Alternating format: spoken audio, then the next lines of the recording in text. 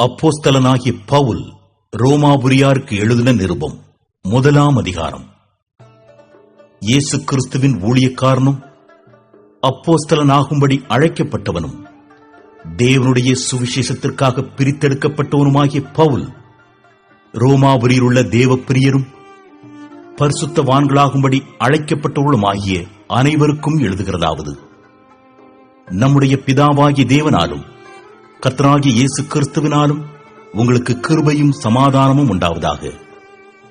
இயேசு கிறிஸ்துவை குறித்து தேவன் தம்முடைய தீர்க்கதரிசிகளின் மூலமாய் பரிசுத்த வேதாகமங்களில் முன்னே தம்முடைய சுவிசேஷத்தை பற்றி வாக்குத்தத்தம் பண்ணினபடி, கர்த்தராகிய இயேசு கிறிஸ்துவானவர் மாம்சத்தின்படி தாவீதின் சந்ததியில் பிறந்தவரும் பரிசுத்தமுள்ள ஆவியின்படி தேவனுடைய சுதன் என்று மரித்தோரிலிருந்து உயிர் தெழுந்ததினாலே பலமாய் ரூபிக்கப்பட்ட தேவகுமாரனுமாயிருக்கிறார். அவர் சகல ஜாதிகளையும் அவர்களுக்குள் இயேசு கிறிஸ்துவினால் அழைக்கப்பட்டவர்களாகிய உங்களையும் தமது நாமத்து நிமித்தம் விசுவாசத்துக்கு கீழ்ப்படிய பண்ணும் பொருட்டு எங்களுக்கு கிருபையையும் அப்போஸ்தல ஊழியத்தையும் அருளிச் செய்திருக்கிறார். உங்கள் விசுவாசம் உலகமெங்கும் பிரசித்தமாகிறபடியினாலே முதலாவது நான் உங்கள் எல்லாருக்காகவும் இயேசு கிறிஸ்து மூலமாய் என் தேவனை ஸ்தோத்திரிக்கிறேன். நான் ஜெபம் பண்ணும் போதெல்லாம் இடைவிடாமல் உங்களை நினைத்துக் கொண்டிருக்கிறதை குறித்து தமது குமாரனுடைய சுவிசேஷத்தினாலே என் ஆவியோடு நான் சேவிக்கிற தேவன் எனக்கு சாட்சியாயிருக்கிறார். நீங்கள் ஸ்திரப்படுவதற்காக ஆவிக்குரிய சில வரங்களை உங்களுக்கு கொடுக்கும்படிக்கும் உங்களிலும் என்னிலுமுள்ள விசுவாசத்தினால் உங்களோடே கூட நானும் ஆறுதலடையும் படிக்கும் உங்களை காண வாஞ்சியாயிருக்கிறபடியினாலே எவ்விதத்திலாவது நான் உங்களிடத்தில் வருகிறதற்கு தேவனுடைய சித்தத்தினாலே எனக்கு நல்ல பிரயாணம் சீக்கிரத்தில் கிடைக்க வேண்டும் என்று வேண்டிக் கொள்கிறேன். சகோதரரே, புறஜாதிகளான மற்றவர்களுக்குள்ளே நான் பலனை அடைந்தது போல உங்களுக்குள்ளும் சில பலனை அடையும்படிக்கு உங்களிடத்தில் வர பலமுறை யோசனையாயிருந்தேன். ஆயினும் இதுவரைக்கும் எனக்கு தடை உண்டாயிற்று என்று நீங்கள் அறியாதிருக்க எனக்கு மனதில்லை. கிரேக்கருக்கும் மற்ற அந்நியர்களுக்கும் ஞானிகளுக்கும் மூடருக்கும் நான் கடனாளியாயிருக்கிறேன். ஆகையால் ரோமாபுரியில் இருக்கிற உங்களுக்கும் என்னால் இயன்ற மட்டும் சுவிசேஷத்தை பிரசங்கிக்க விரும்புகிறேன். கிறிஸ்துவின் சுவிசேஷத்தை குறித்து நான் வெட்கப்படேன். முன்பு யூதரிலும் பின்பு கிரேக்கரிலும் விசுவாசிக்கிறவனெவனோ அவனுக்கு ரட்சிப்பு உண்டாவதற்கு அது தேவ பலனாயிருக்கிறது. விசுவாசத்தினாலே நீதிமான் பிழைப்பான் என்று எழுதியிருக்கிறபடி விசுவாசத்தினால் உண்டாகும் தேவ நீதி விசுவாசத்திற்கென்று அந்த சுவிசேஷத்தினால் வெளிப்படுத்தப்படுகிறது. சத்தியத்தை அநியாயத்தினாலே அடக்கி வைக்கிற மனுஷருடைய எல்லாவித அவபக்திக்கும் அநியாயத்துக்கும் விரோதமாய் தேவ கோபம் வானத்திலிருந்து வெளிப்படுத்தப்பட்டிருக்கிறது. தேவனை குறித்து அறியப்படுவது அவர்களுக்குள்ளே வெளிப்பட்டிருக்கிறது. தேவனே அதை அவர்களுக்கு வெளிப்படுத்தியிருக்கிறார். எப்படி என்றால், காணப்படாதவைகளாகிய அவருடைய நித்திய வல்லமை, தேவத்துவம் என்பவைகள் உண்டாக்கப்பட்டிருக்கிறவைகளினாலே உலகம் உண்டானது முதற்கொண்டு தெளிவாய் காணப்படும். ஆதலால் அவர்கள் போக்கு சொல்ல இடமில்லை. அவர்கள் தேவனை அறிந்தும் அவரை தேவனென்று மகிமைப்படுத்தாமலும் ஸ்தோத்திரியாமலும் இருந்து தங்கள் சிந்தனைகளினாலே வீணரானார்கள். உணர்வில்லாத அவர்களுடைய இருதயம் இருளடைந்தது. அவர்கள் தங்களை ஞானிகள் என்று சொல்லியும் பைத்தியக்காரராகி அழிவில்லாத தேவனுடைய மகிமையை அழிவுள்ள மனுஷர்கள், பறவைகள், மிருகங்கள், ஊரும் பிராணிகள் ஆகிய இவைகளுடைய ரூபங்களுக்கு ஒப்பாக மாற்றினார்கள். இது நிமித்தம் அவர்கள் தங்கள் இருதயத்திலுள்ள இச்சைகளினாலே ஒருவரோடு ஒருவர் தங்கள் சரீரங்களை அவமானப்படுத்தத்தக்கதாக தேவன் அவர்களை அசுத்தத்திற்கு ஒப்புக் கொடுத்தார். தேவனுடைய சத்தியத்தை அவர்கள் பொய்யாக மாற்றி சிருஷ்டிகரை தொழுது சேவியாமல் சிருஷ்டியை தொழுது சேவித்தார்கள். அவரே என்றென்றைக்கும் ஸ்தோத்திரிக்கப்பட்டவர். ஆமென். இது நிமித்தம் தேவன் அவர்களை இழிவான இச்சை ரோகங்களுக்கு ஒப்புக் கொடுத்தார். அந்தப்படியே அவர்களுடைய பெண்கள் சுபாவ அனுபோகத்தை சுபாவத்துக்கு விரோதமான அனுபோகமாக மாற்றினார்கள். அப்படியே ஆண்களும் பெண்களை சுபாவப்படி அனுபவியாமல் ஒருவர் மேல் ஒருவர் விரகதாபத்தினாலே பொங்கி ஆணோடே ஆண் அவரட்சணமானதை நடப்பித்து தங்கள் தப்பிதத்திற்கு தகுதியான பலனை தங்களுக்குள் அடைந்தார்கள். தேவனை அறியும் அறிவை பற்றிக் கொண்டிருக்க அவர்களுக்கு மனதில்லாதிருந்தபடியால் தகாதவைகளை செய்யும்படி தேவன் அவர்களை கேடான சிந்தைக்கு ஒப்புக் கொடுத்தார். அவர்கள் சகலவித அநியாயத்தினாலும் வேசித்தனத்தினாலும் துரோகத்தினாலும் பொருளாசையினாலும் குரோதத்தினாலும் நிறையப்பட்டு பொறாமையினாலும் கொலையினாலும் வாக்குவாதத்தினாலும் வஞ்சகத்தினாலும் வன்மத்தினாலும் நிறைந்தவர்களுமாய் புறம் கூறுகிறவர்களுமாய் அவதூறு பண்ணுகிறவர்களுமாய் தேவ பகைஞருமாய் துராகிரதம் பண்ணுகிறவர்களுமாய் அகந்தை உள்ளவர்களுமாய் வீம்புக்காரருமாய் பொல்லாதவைகளை யோசித்து பிணைக்கிறவர்களுமாய் பெற்றாருக்கு கீழ்ப்படியாதவர்களுமாய் உணர்வில்லாதவர்களுமாய் உடன்படிக்கைகளை மீறுகிறவர்களுமாய் சுபாவ அன்பில்லாதவர்களுமாய் இணங்காதவர்களுமாய் இரக்கமில்லாதவர்களுமாய் இருக்கிறார்கள். இப்படிப்பட்டவைகளை செய்கிறவர்கள் மரணத்திற்கு பாத்திரராய் இருக்கிறார்கள் என்று தேவன் தீர்மானித்த நீதியான தீர்ப்பை அவர்கள் அறிந்திருந்தும் அவைகளை தாங்களே செய்கிறதுமல்லாமல் அவைகளை செய்கிற மற்றவர்களிடத்தில் பிரியப்படுகிறவர்களுமாயிருக்கிறார்கள். 2ஆம் அதிகாரம். ஆகையால் மற்றவர்களை குற்றவாளியாக தீர்க்கிறவனே, நீ யாரானாலும் சரி, போக்குச் சொல்ல உனக்கு இடமில்லை. நீ குற்றமாக தீர்க்கிறவைகள் எவைகளோ அவைகளை நீயே செய்கிறபடியால் நீ மற்றவர்களை குறித்துச் சொல்லுகிற தீர்ப்பினாலே உன்னைத்தானே குற்றவாளியாக தீர்க்கிறாய். இப்படிப்பட்டவைகளை செய்கிறவர்களுக்கு தேவனுடைய நியாய தீர்ப்பு சத்தியத்தின்படியே இருக்கிறது என்று அறிந்திருக்கிறோம். இப்படிப்பட்டவைகளை செய்கிறவர்களை குற்றவாளிகள் என்று தீர்த்தும் அவைகளையே செய்கிறவனே, நீ தேவனுடைய நியாய தீர்ப்புக்கு தப்பிக் கொள்ளலாம் என்று நினைக்கிறாயோ? அல்லது தேவ தயவு நீ குணப்படும்படி உன்னை ஏவுகிறது என்று அறியாமல் அவருடைய தயவு, பொறுமை, நீடிய சாந்தம் இவைகளின் ஐசுவரியத்தை அசட்டை பண்ணுகிறாயோ? உன் மனக்கடினத்திற்கும் குணப்படாத இருதயத்திற்கும் ஏற்றபடி தேவனுடைய நீதியுள்ள தீர்ப்பு வெளிப்படும் கோபாக்கினை நாளிலே உனக்காக கோபாக்கினையை குவித்துக் கொள்கிறாயே. தேவன் அவனவனுடைய கிரியைகளுக்கு தக்கதாய் அவனவனுக்கு பலனளிப்பார். சோர்ந்து போகாமல் நற்கிரியைகளைச் செய்து மகிமையையும் கனத்தையும் அழியாமையையும் தேடுகிறவர்களுக்கு நித்திய ஜீவனை அளிப்பார். சண்டைக்காரராயிருந்து சத்தியத்திற்கு கீழ்ப்படியாமல் அநியாயத்திற்கு கீழ்ப்படிந்திருக்கிறவர்களுக்கோ உக்கிர கோபாக்கினை வரும். முன்பு யூதரிலும் பின்பு கிரேக்கரிலும் பொல்லாங்கு செய்கிற எந்த மனுஷ ஆத்துமாவுக்கும் உபத்திரவமும் வியாகுலமும் உண்டாகும். முன்பு யூதரிலும் பின்பு கிரேக்கரிலும் எவன் நன்மை செய்கிறானோ அவனுக்கு மகிமையும் கனமும் சமாதானமும் உண்டாகும். தேவனிடத்தில் பட்சபாதம் இல்லை. எவர்கள் நியாயப்பிரமாணம் இல்லாமல் பாவம் செய்கிறார்களோ அவர்கள் நியாயப்பிரமாணம் இல்லாமல் கெட்டுப் போவார்கள். எவர்கள் நியாயப்பிரமாணத்துக்கு உட்பட்டவர்களாய் பாவம் செய்கிறார்களோ அவர்கள் நியாயப்பிரமாணத்தினாலே ஆக்கினை தீர்ப்படைவார்கள்.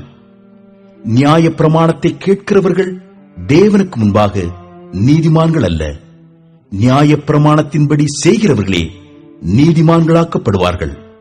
அன்றியும் நியாயப்பிரமாணம் இல்லாத புறஜாதிகள் சுபாவமாய் நியாயப்பிரமாணத்தின்படி செய்கிற போது நியாயப்பிரமாணம் இல்லாத அவர்கள் தங்களுக்கு தாங்களே நியாயப்பிரமாணமாயிருக்கிறார்கள்.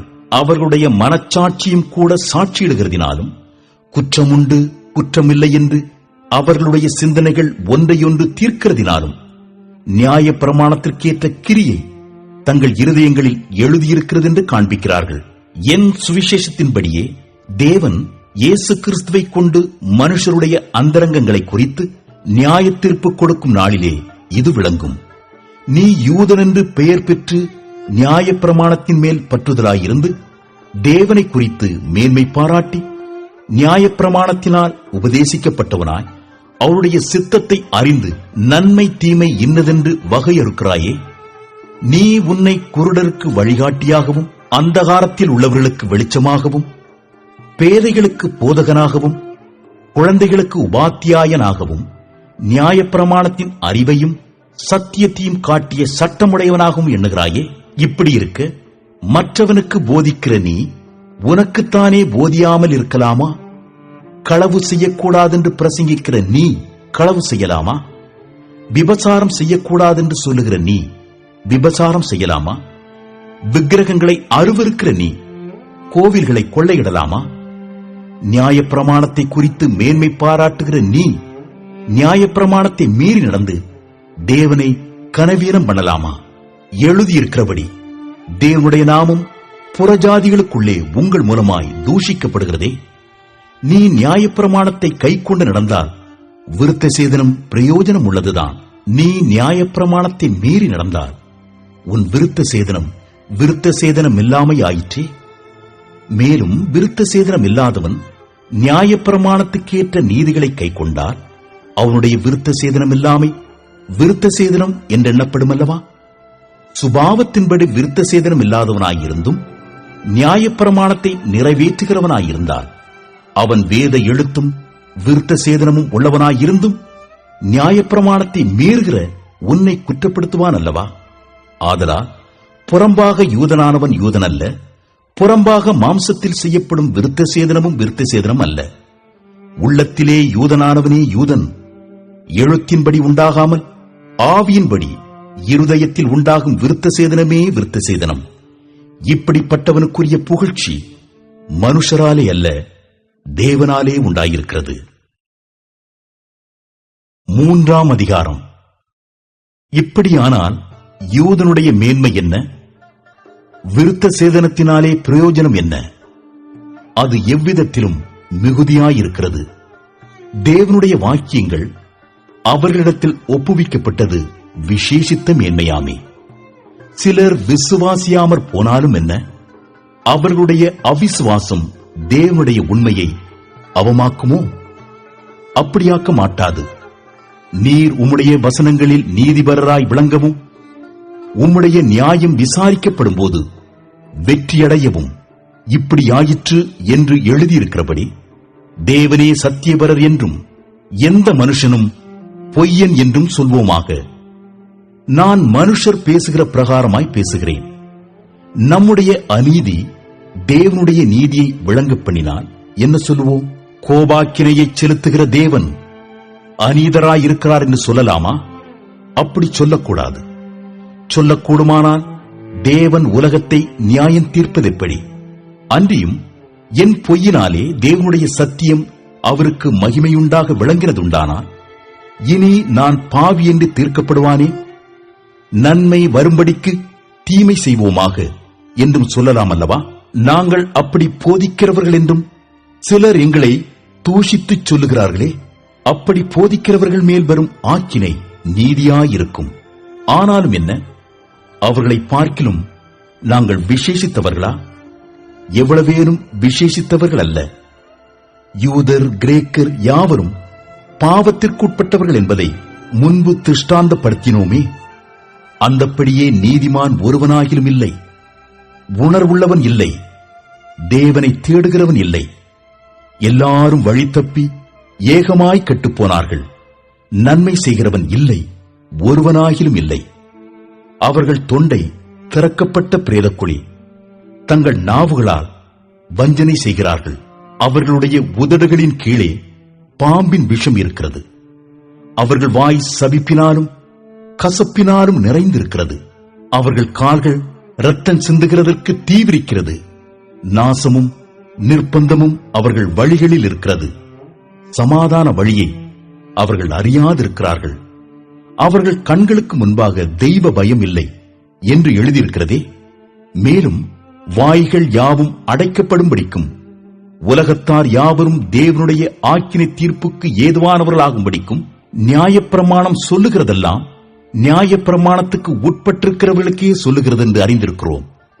இப்படி இருக்க பாவத்தை அறிகிற அறிவு நியாயப்பிரமாணத்தினால் வருகிறபடியால் எந்த மனுஷனும் நியாயப்பிரமாணத்தின் கிரியைகளினாலே தேவனுக்கு முன்பாக நீதிமானாக்கப்படுவதில்லை. இப்படி இருக்க நியாயப்பிரமாணம் இல்லாமல் தேவ நீதி வெளியாக்கப்பட்டிருக்கிறது. அதை குறித்து நியாயப்பிரமாணமும் தீர்க்க தரிசனங்களும் சாட்சியிடுகிறது. அது இயேசு கிறிஸ்துவை பற்றும் விசுவாசத்தினாலே பலிக்கும் தேவ நீதியே. விசுவாசிக்கிற எவர்களுக்குள்ளும் எவர்கள் மேலும் அது பலிக்கும், வித்தியாசமே இல்லை.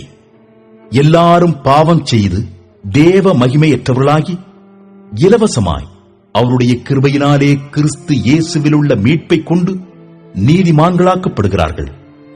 தேவன் பொறுமையாயிருந்த முற்காலத்தில் நடந்த பாவங்களை தாம் பொறுத்துக் கொண்டதை குறித்து தம்முடைய நீதியை காண்பிக்கும் பொருட்டாகவும், தாம் நீதி உள்ளவரும் இயேசுவினிடத்தில் விசுவாசமாயிருக்கிறவனை நீதிமானாக்குகிறவருமாய் விளங்கும்படி இக்காலத்திலே தமது நீதியை காண்பிக்கும் பொருட்டாகவும், கிறிஸ்து இயேசுவினுடைய இரத்தத்தை பற்றும் விசுவாசத்தினாலே பலிக்கும் கிருபாதார பலியாக அவரையே ஏற்படுத்தினார்.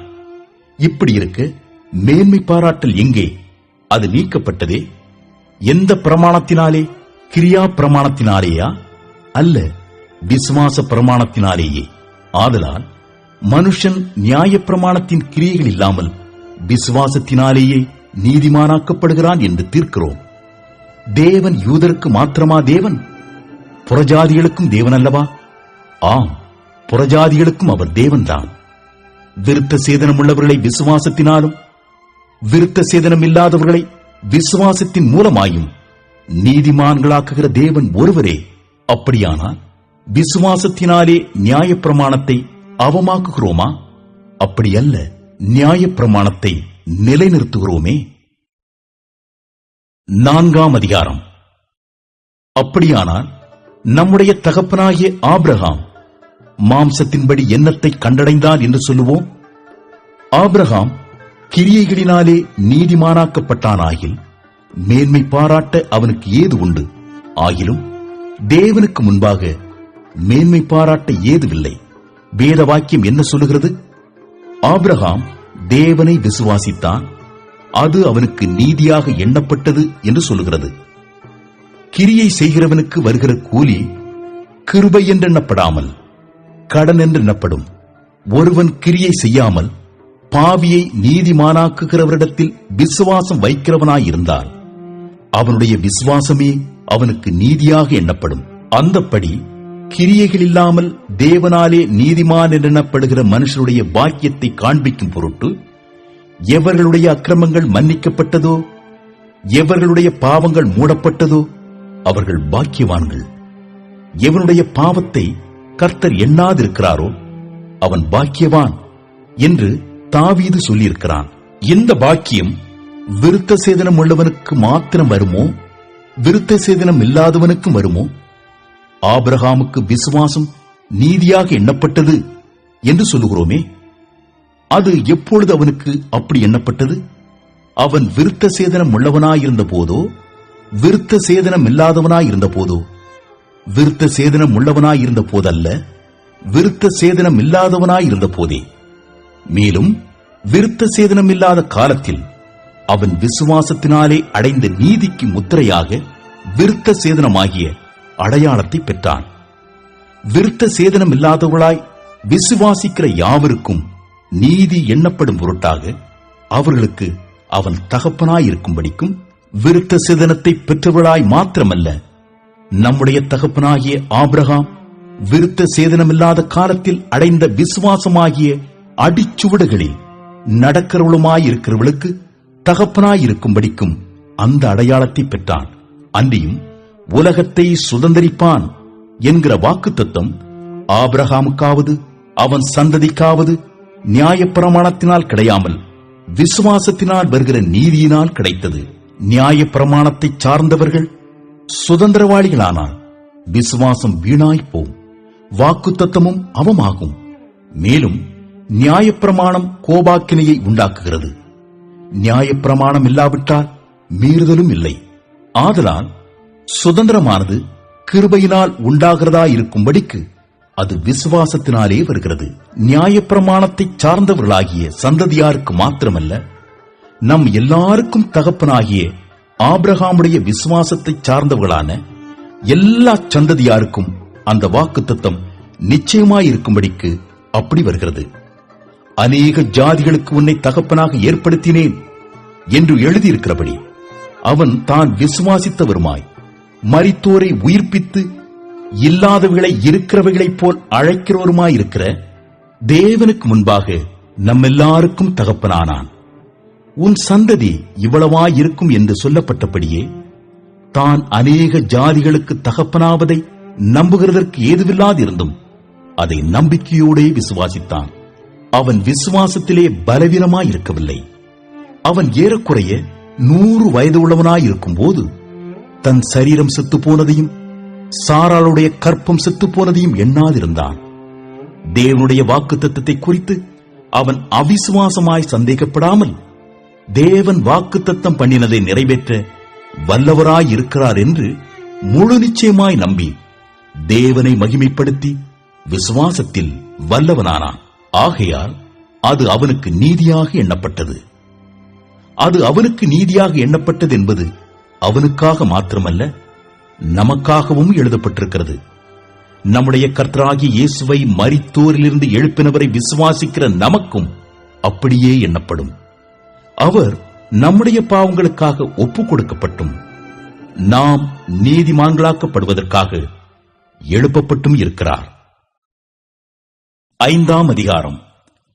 இவ்விதமாக நாம் விசுவாசத்தினாலே நீதிமான்களாக்கப்பட்டிருக்கிறபடியால் நம்முடைய கர்த்தராகிய இயேசு கிறிஸ்து மூலமாய் தேவனிடத்தில் சமாதானம் பெற்றிருக்கிறோம். அவர் மூலமாய் நாம் இந்த கிருபையில் பிரவேசிக்கும் சிராக்கியத்தை விசுவாசத்தினால் பெற்று நிலை கொண்டிருந்து தேவ மகிமையை அடைவோம் என்கிற நம்பிக்கையினாலே மேன்மை பாராட்டுகிறோம்.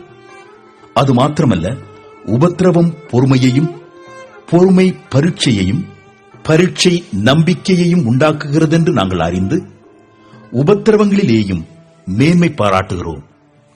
மேலும் நமக்கு அருளப்பட்ட பரிசுத்த ஆவியினாலே தேவ அன்பு நம்முடைய இருதயங்களில் ஊற்றப்பட்டிருக்கிறபடியால் அந்த நம்பிக்கை நம்மை வெட்கப்படுத்தாது. அன்றியும் நாம் பலனற்றவர்களாயிருக்கும் போதே குறித்த காலத்தில் கிறிஸ்து அக்கிரமக்காரருக்காக மரித்தார்.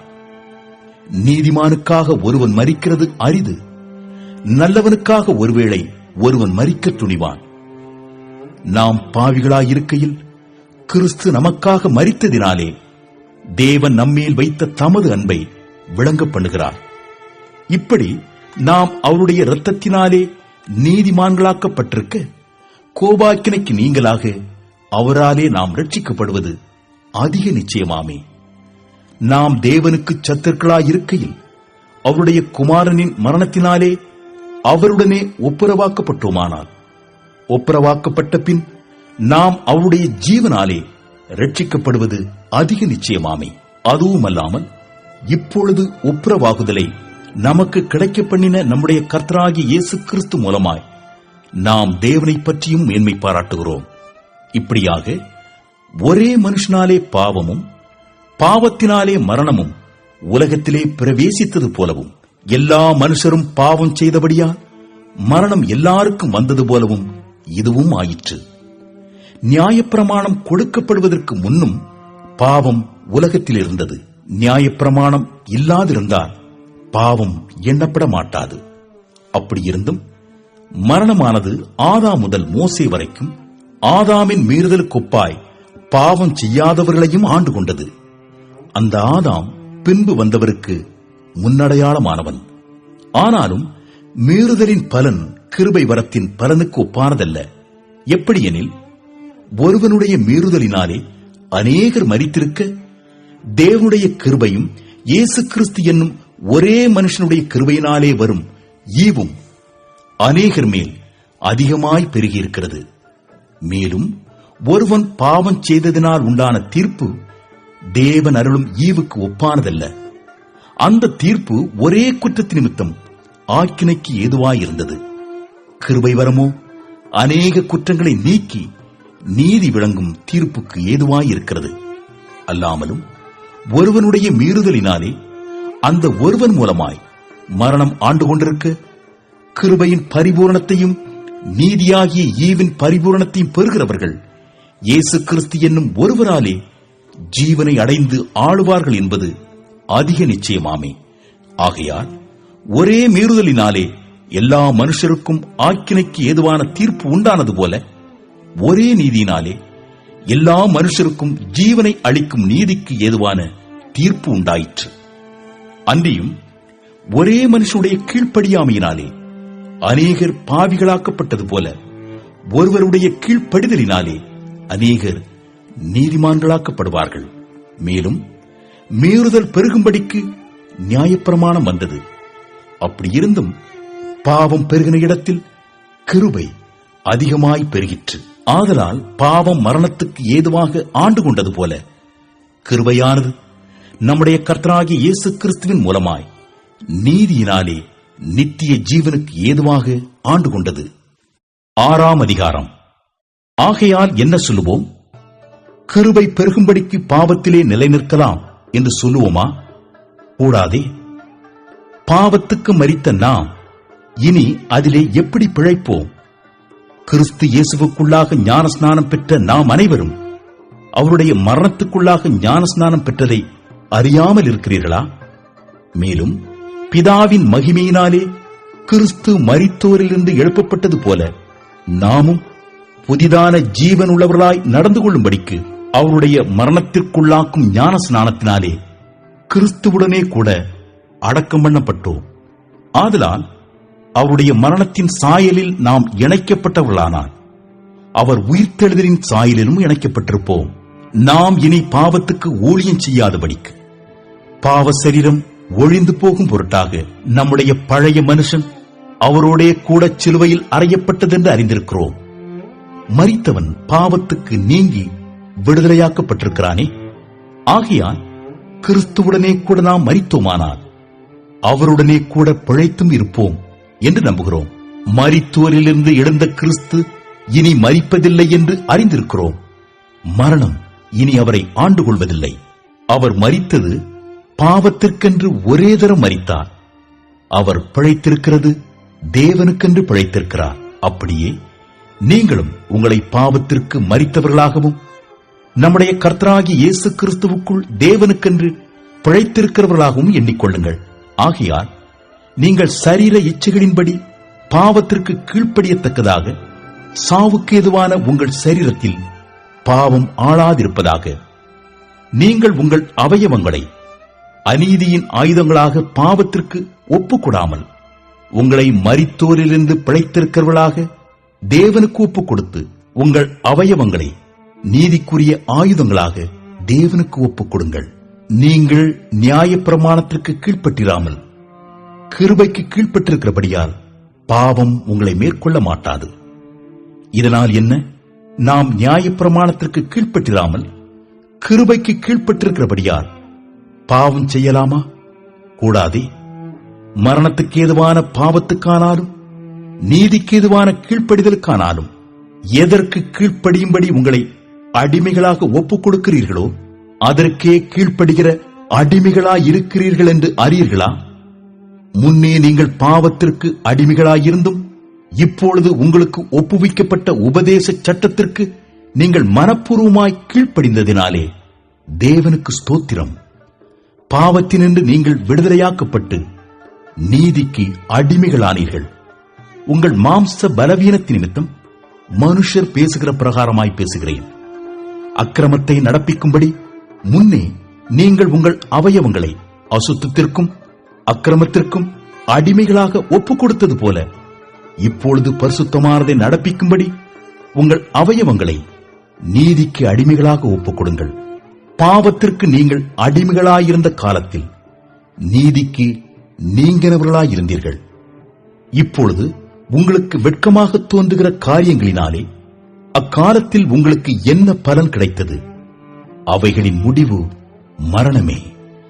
இப்பொழுது நீங்கள் பாவத்தினின்று விடுதலையாக்கப்பட்டு தேவனுக்கு அடிமைகளானதினால் பரிசுத்தமாகுதல் உங்களுக்கு கிடைக்கும் பலன் முடிவோ நித்திய ஜீவன். பாவத்தின் சம்பளம் மரணம். தேவனுடைய கிருபை வரமோ நம்முடைய கர்த்தராகிய இயேசு கிறிஸ்துவினால் உண்டான நித்திய ஜீவன். 7ஆம் அதிகாரம். நியாயப்பிரமாணத்தை அறிந்திருக்கிறவர்களுடனே பேசுகிறேன். சகோதரரே, ஒரு மனுஷன் உயிரோடு இருக்கும் அளவும் நியாயப்பிரமாணம் அவனை ஆளுகிறதென்று அறியாமல் இருக்கிறீர்களா?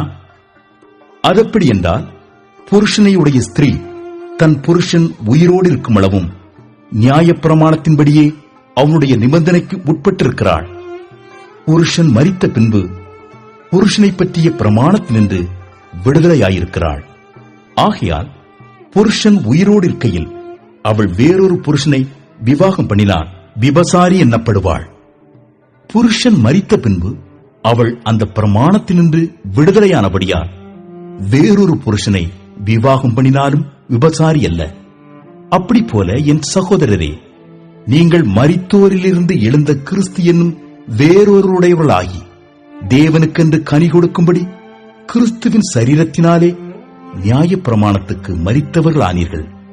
நாம் மாம்சத்திற்கு உட்பட்டிருந்த காலத்தில் நியாயப்பிரமாணத்தினாலே தோன்றிய பாவ இச்சைகள் மரணத்திற்கு ஏதுவான கனிகளை கொடுக்கத்தக்கதாக நம்முடைய அவயவங்களிலே பலன் செய்தது. இப்பொழுதோ நாம் பழமையான எழுத்தின்படி அல்ல, புதுமையான ஆவியின்படி ஊழியம் செய்யத்தக்கதாக நம்மை கட்டியிருந்த நியாயப்பிரமாணத்துக்கு நாம் மரித்தவர்களாகி அதினின்று விடுதலையாக்கப்பட்டிருக்கிறோம். ஆகையால் என்ன சொல்லுவோம்? நியாயப்பிரமாணம் பாவமோ? அல்லவே. பாவம் இன்னதென்று நியாயப்பிரமாணத்தினால் நான் அறிந்தேனே என்று மற்றபடி அறியவில்லை. இச்சையாதிருப்பாயாக என்று நியாயப்பிரமாணம் சொல்லாதிருந்தால் இச்சை பாவம் என்று நான் அறியாமல் இருப்பேனே. பாவமானது கற்பனையினாலே சமயம் பெற்று சகலவித இச்சைகளையும் என்னில் நடப்பித்தது. நியாயப்பிரமாணம் இல்லாவிட்டால் பாவம் செத்ததாயிருக்குமே. முன்னே நியாயப்பிரமாணம் இல்லாதவனாயிருந்தபோது நான் ஜீவனுள்ளவனாயிருந்தேன். கற்பனை வந்தபோது பாவம் உயிர் கொண்டது, நான் மரித்தவனானேன். இப்படி இருக்க ஜீவனுக்கு ஏதுவான கற்பனையே எனக்கு மரணத்துக்கு ஏதுவாயிருக்க கண்டேன். பாவமானது கற்பனையினாலே சமயம் பெற்று என்னை வஞ்சித்து அதனாலே என்னை கொன்றது. ஆகையால் நியாயப்பிரமாணம் பரிசுத்தமுள்ளதுதான். கற்பனையும் பரிசுத்தமாயும் நீதியாயும் நன்மையாயும் இருக்கிறது. இப்படி இருக்க நன்மையானது எனக்கு மரணமாயிற்றோ? அப்படியல்ல, பாவமே எனக்கு மரணமாயிற்று. பாவம் கற்பனையினாலே மிகுந்த பாவமுள்ளதாகும் படிக்கும்.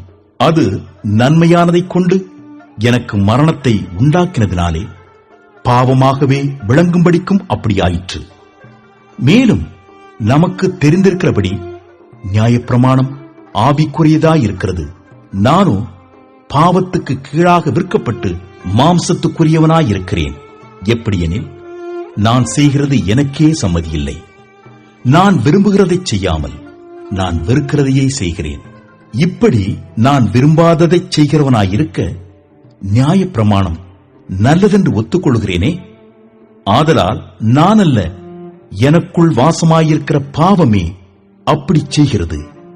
அதெப்படியெனில் என்னிடத்தில், அதாவது என் மாம்சத்தில் நன்மை வாசமாயிருக்கிறதில்லை என்று நான் அறிந்திருக்கிறேன். நன்மை செய்ய வேண்டும் என்கிற விருப்பம் என்னிடத்தில் இருக்கிறது, நன்மை செய்வதோ என்னிடத்தில் இல்லை. ஆதலால் நான் விரும்புகிற நன்மையை செய்யாமல் விரும்பாத தீமையையே செய்கிறேன். அந்தப்படி நான் விரும்பாததை நான் செய்தால் நான் அல்ல, எனக்குள்ளே வாசமாயிருக்கிற பாவமே அப்படி செய்கிறது. ஆனபடியால் நன்மை செய்ய விரும்புகிற என்னிடத்தில் தீமை உண்டென்கிற ஒரு பிரமாணத்தை காண்கிறேன். உள்ளான மனுஷனுக்கேற்றபடி தேவனுடைய நியாயப்பிரமாணத்தின் மேல் பிரியமாயிருக்கிறேன்.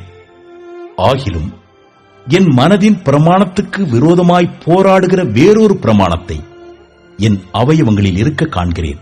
அது என் அவயவங்களில் உண்டாயிருக்கிற பாவ பிரமாணத்துக்கு என்னை சிறையாக்கிக் கொள்கிறது. நிர்பந்தமான மனுஷன் நான். இந்த மரண சரீரத்தினின்று யார் என்னை விடுதலையாக்குவார்? நம்முடைய கர்த்தராகிய இயேசு கிறிஸ்து மூலமாய் தேவனை ஸ்தோத்திரிக்கிறேன். ஆதலால் நானே என் மனதினாலே தேவனுடைய நியாயப்பிரமாணத்துக்கும் மாம்சத்தினாலேயோ பாவ பிரமாணத்துக்கும் ஊழியம் செய்கிறேன். 8ஆம் அதிகாரம். ஆனபடியால் கிறிஸ்து இயேசுவுக்கு உட்பட்டவர்களாயிருந்து மாம்சத்தின்படி நடவாமல் ஆவியின்படியே நடக்கிறவர்களுக்கு ஆக்கின தீர்ப்பில்லை. கிறிஸ்து இயேசுவினாலே ஜீவனுடைய ஆவியின் பிரமாணம் என்னை பாவம் மரணம் என்பவைகளின் பிரமாணத்திலிருந்து விடுதலையாக்கிற்றே. அதெப்படியெனில் மாம்சத்தினாலே பலவீனமாயிருந்த நியாயப்பிரமாணம் செய்யக்கூடாததை தேவனே செய்யும்படிக்கு தம்முடைய குமாரனை பாவ மாம்சத்தின் சாயலாகவும் பாவத்தை போக்கும் பலியாகவும் அனுப்பி மாம்சத்திலே பாவத்தை ஆக்கினைக்குள்ளாக தீர்த்தார். மாம்சத்தின்படி நடவாமல் ஆவியின்படி நடக்கிற நம்மிடத்தில் நியாயப்பிரமாணத்தின் நீதி நிறைவேறும்படிக்கே அப்படி செய்தார். அன்றியும் மாம்சத்தின்படி நடக்கிறவர்கள் மாம்சத்துக்குரியவைகளை சிந்திக்கிறார்கள், ஆவியின்படி நடக்கிறவர்கள் ஆவிக்குரியவைகளை சிந்திக்கிறார்கள். மாம்ச சிந்தை மரணம், ஆவியின் சிந்தையோ ஜீவனும் சமாதானமுமாம். எப்படி என்றால், மாம்ச சிந்தை தேவனுக்கு விரோதமான பகை. அது தேவனுடைய நியாயப்பிரமாணத்துக்கு கீழ்ப்படியாமலும் கீழ்ப்படியக்கூடாமலும் இருக்கிறது. மாம்சத்துக்குட்பட்டவர்கள் தேவனுக்கு பிரியமாயிருக்க மாட்டார்கள். தேவனுடைய ஆவி உங்களில் வாசமாயிருந்தால் நீங்கள் மாம்சத்துக்குட்பட்டவர்களாயிராமல் ஆவிக்குட்பட்டவர்களாயிருப்பீர்கள். கிறிஸ்துவின் ஆவி இல்லாதவன் அவருடையவன் அல்ல. மேலும் கிறிஸ்து உங்களில் இருந்தால் சரீரமானது பாவத்தி நிமித்தம் மரித்ததாயும் ஆவியானது நீதி நிமித்தம் ஜீவனுள்ளதாயும் இருக்கும். அன்றியும் இயேசுவை மரித்தோரிலிருந்து எழுப்பினருடைய ஆவி உங்களில் வாசமாயிருந்தால் கிறிஸ்துவை மரித்தோரிலிருந்து எழுப்பினவர் உங்களில் வாசமாயிருக்கிற தம்முடைய ஆவியினாலே சாவுக்கு ஏதுவான உங்கள் சரீரங்களையும் உயிர்ப்பிப்பார். ஆகையால் சகோதரரே, மாம்சத்தின்படி பிழைப்பதற்கு நாம் மாம்சத்துக்கு கடனாளிகள் அல்ல. மாம்சத்தின்படி பிழைத்தால் சாவீர்கள். ஆவியினாலே சரீரத்தின் செய்கைகளை அழித்தால் பிழைப்பீர்கள். மேலும் எவர்கள் தேவனுடைய ஆவியினாலே நடத்தப்படுகிறார்களோ அவர்கள் தேவனுடைய புத்திரராயிருக்கிறார்கள். அந்தப்படி திரும்பவும் பயப்படுகிறதற்கு நீங்கள் அடிமைத்தனத்தின் ஆவியை பெறாமல் அப்பா பிதாவே என்று கூப்பிட பண்ணுகிற புத்திர சுவிகாரத்தின் ஆவியை பெற்றீர்கள். நாம் தேவனுடைய பிள்ளைகளாய் இருக்கிறோம் என்று ஆவியானவர் தாமே நம்முடைய ஆவியுடனே கூட சாட்சி கொடுக்கிறார். நாம் பிள்ளைகளானால் சுதந்திரரும் ஆமே, தேவனுடைய சுதந்திரரும் கிறிஸ்துவுக்கு உடன் சுதந்திரரும் ஆமே. கிறிஸ்துவுடனே கூட நாம் மகிமைப்படும்படிக்கு அவருடனே கூட பாடுபட்டால் அப்படியாகும்.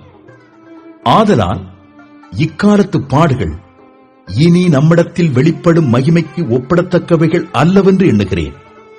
மேலும் தேவனுடைய புத்திரர் வெளிப்படுவதற்கு சிருஷ்டியானது மிகுந்த ஆவலோடே காத்துக் கொண்டிருக்கிறது. அதேனென்றால் சிருஷ்டியானது அழிவுக்குரிய அடிமைத்தனத்தினின்று விடுதலையாக்கப்பட்டு தேவனுடைய பிள்ளைகளுக்குரிய மகிமையான சுயாதீனத்தை பெற்றுக்கொள்ளும் என்கிற நம்பிக்கையோட அந்த சிருஷ்டியானது சுய இஷ்டத்தினாலே அல்ல, கீழ்ப்படுத்தினவராலேயே மாயைக்கு கீழ்ப்பட்டிருக்கிறது. ஆகையால் நமக்கு தெரிந்திருக்கிறபடி இதுவரைக்கும் சர்வ சிருஷ்டியும் ஏகமாய் தவித்து பிரசவ வேதனைப்படுகிறது. அதுவுமல்லாமல் ஆவியின் முதற் பலன்களை பெற்ற நாமும் கூட நம்முடைய சரீர மீட்பாகிய புத்திர சுவிகாரம் வருகிறதற்கு காத்திருந்து நமக்குள்ளே தவிக்கிறோம். அந்த நம்பிக்கையினாலே நாம் ரட்சிக்கப்பட்டிருக்கிறோம். காணப்படுகிறதை நம்புகிறது நம்பிக்கை அல்ல. ஒருவன் தான் காண்கிறதை நம்ப வேண்டுவதென்ன? நாம் காணாததை நம்பினோமாகில் அது வருகிறதற்கு பொறுமையோடே காத்திருப்போம். அந்தப்படியே ஆவியானவரும் நமது பலவீனங்களில் நமக்கு உதவி செய்கிறார். நாம் ஏற்றபடி வேண்டிக் கொள்ள வேண்டியதென்னதென்று அறியாமல் இருக்கிறபடியால் ஆவியானவர் தாமே வாக்கு கடங்காத பெருமூச்சுகளோடு நமக்காக வேண்டுதல் செய்கிறார். ஆவியானவர் தேவனுடைய சித்தத்தின்படியே பரிசுத்தவான்களுக்காக வேண்டுதல் செய்கிறபடியால் இருதயங்களை ஆராய்ந்து பார்க்கிறவர் ஆவியின் சிந்தை இன்னதென்று அறிவார். அன்றியும் அவருடைய தீர்மானத்தின்படி அழைக்கப்பட்டவர்களாய் தேவனிடத்தில் அன்பு கூறுகிறவர்களுக்கு சகலமும் நன்மைக்கு ஏதுவாக நடக்கிறதென்று அறிந்திருக்கிறோம். தம்முடைய குமாரன் அநேக சகோதரருக்குள்ளே முதற் பேரானவராயிருக்கும் பொருட்டு தேவன் எவர்களை முன்னறிந்தாரோ அவர்களை தமது குமாரனுடைய சாயலுக்கு ஒப்பாயிருப்பதற்கு முன்குறித்திருக்கிறார். எவர்களை முன்குறித்தாரோ அவர்களை அழைத்தும் இருக்கிறார். எவர்களை அழைத்தாரோ அவர்களை நீதிமான்களாக்கியும் இருக்கிறார். எவர்களை நீதிமான்களாக்கினாரோ அவர்களை மகிமைப்படுத்தியும் இருக்கிறார். இவைகளை குறித்து நாம் என்ன சொல்லுவோம்? தேவன் நம்முடைய பட்சத்தில் இருந்தால் நமக்கு விரோதமாயிருப்பவன் யார்? தம்முடைய சொந்த குமாரன் என்றும் பாராமல் நம்மெல்லாருக்காகவும் அவரை ஒப்புக் கொடுத்தவர் அவரோடே கூட மற்ற எல்லாவற்றையும் நமக்கு அருளாதிருப்பது எப்படி? தேவன் தெரிந்து கொண்டவர்கள் மேல் குற்றம் சாட்டுகிறவன் யார்? தேவனே அவர்களை நீதிமான்களாக்குகிறவர். ஆக்கினைக்குள்ளாக தீர்க்கிறவன் யார்? கிறிஸ்துவே மரித்தவர், அவரே எழுந்தும் இருக்கிறவர், அவரே தேவனுடைய வலது பார்சத்திலும் இருக்கிறவர், நமக்காக வேண்டுதல் செய்கிறவரும் அவரே. உமது நிமித்தம் எந்நேரமும் கொல்லப்படுகிறோம், அடிக்கப்படும் ஆடுகளைப் போல எண்ணப்படுகிறோம் என்று எழுதியிருக்கிறபடி நேரிட்டாலும் கிறிஸ்துவின் அன்பை விட்டு நம்மை பிரிப்பவன் யார்? உபத்திரவமோ, வியாகுலமோ, துன்பமோ, பசியோ, நிர்வாணமோ, நாசமோசமோ, பட்டயமோ, இவை எல்லாவற்றிலேயும் நாம் நம்மில் அன்பு கூறுகிறவராலே முற்றும் ஜெயம் கொள்ளுகிறவர்களாயிருக்கிறோமே. மரணமானாலும் ஜீவனானாலும் தேவதூதர்களானாலும் அதிகாரங்களானாலும் வல்லமைகளானாலும் நிகழ்காரியங்களானாலும் வருங்காரியங்களானாலும் உயர்வானாலும் தாழ்வானாலும் வேறெந்த சிருஷ்டியானாலும் நம்முடைய கர்த்தராகிய கிறிஸ்து இயேசுவுள்ள தேவனுடைய அன்பை விட்டு நம்மை பிரிக்க மாட்டாதென்று நிச்சயித்திருக்கிறேன். 9ஆம் அதிகாரம். எனக்கு மிகுந்த துக்கமும் இடைவிடாத மனவேதனையும் உண்டாயிருக்கிறது. நான் சொல்லுகிறது பொய்யல்ல, கிறிஸ்துவுக்குள் உண்மையைச் சொல்லுகிறேன் என்று பரிசுத்த ஆவிக்குள் என் மனச்சாட்சியும் எனக்கு சாட்சியாயிருக்கிறது.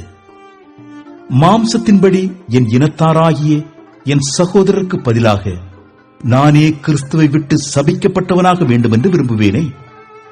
அவர்கள் இஸ்ரவேலரே. புத்திர சுவிகாரமும் மகிமையும் உடன்படிக்கைகளும் நியாயப்பிரமாணமும் தேவாராதனையும் வாக்குத்தத்தங்களும் அவர்களுடையவைகளே. பிதாக்கள் அவர்களுடையவர்களே.